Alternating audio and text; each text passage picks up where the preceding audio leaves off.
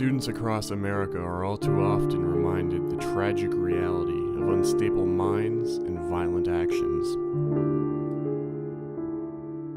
In 2013 alone, 28 deadly school shootings occurred across the United States.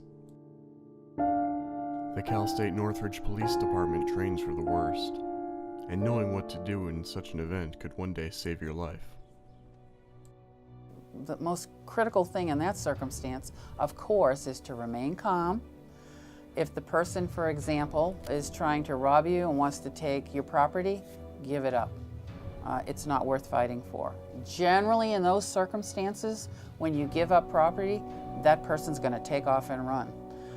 What you do at that point is get to the nearest phone and call police. If you see the blue phones, and they're obviously, real easy to see, they're bright blue, they're towers.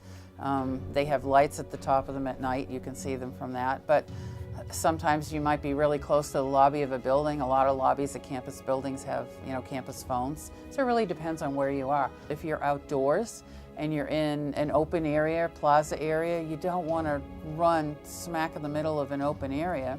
That shooter could be someplace where they can, see you from a height or so forth. So you want to do the best you can to take cover, and you use any object, anything that can give you cover. Even standing behind a tree, on the side of the tree that's away from the sounds, that's at least some type of cover.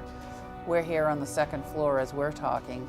If you hear a gunshot, or what sounds to you like a gunshot, and it's at a great distance, you have to think about, well, let's see, what's around me and can I safely get away? Now, that just so happens that there's a staircase very close to us here that's going to lead you to exit the building. If that gunshot sounds like it's fairly, far enough away that you think you can make it to the stairwell and get out, then our advice is always get out when you can, provided you can do so safely. If you're not sure, or you're afraid that sound is too close, the other option would be, for example, in this room that we're in, close that door, shut the lights, hunker down, turn your cell phone off, and be really quiet. It's always a good idea to get out of the area if you can, but granted, that's not always possible. So the second best thing is to, shelter in place, hunker down, whatever you want to call it, and do so safely and be very quiet. Many folks have survived an active shooter doing exactly that.